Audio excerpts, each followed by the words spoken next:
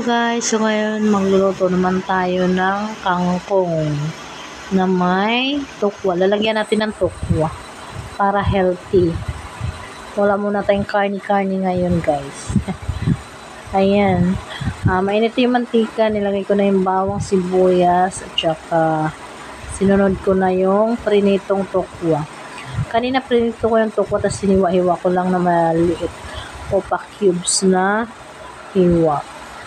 So, yan, lagay na naman natin yung kangkong. So, ang gagawin lang natin ito guys is adobo. Parang adobo siya. Adobo style. Pero yung ano ko pala, ano lang, oyster. Oyster sauce yung ilalagay ko, tapos lagyan ko ng konting toyo. So, yun lang guys. Takpan natin ng ating kangkong na may tukwa. So, yan, buksan natin at halu-haluin na natin to. Malapit na maluto guys. Ayan, halu-haluin natin para mahalo yung ating tukwa. Kasi yung kangkong na siya, malapit lang maluto. Hindi lang natin i-overcook para may crunchy siya. Ayan, masarap yung tukwa guys. So, si Iching, ginawa niya yung isang perasong tukwa. Hiniwa-hiwa ko lang yun. Tapos, gustong-gusto niya yun. Naubos niya yun kanina. So, yan, nilagay na natin yung oyster sauce natin. So, nilagyan ko na pala yan dyan guys ng pamintang pino, tapos asin.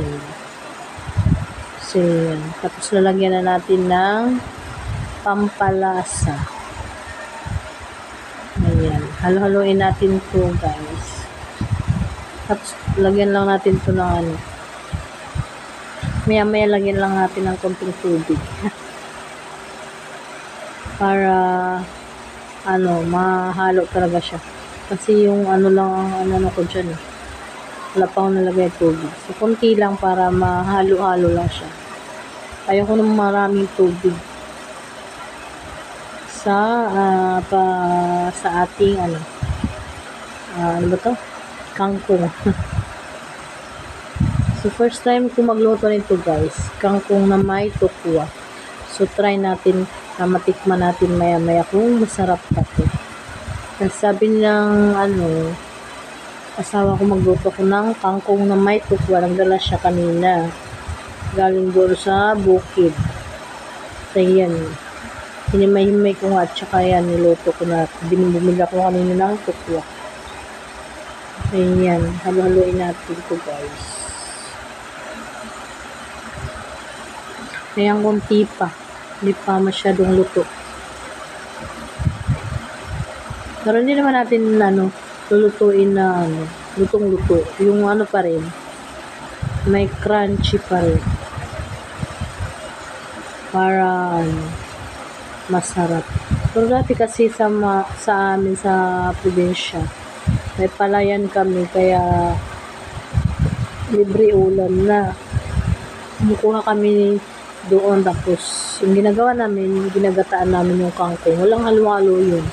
Pero masarap pala gataan din.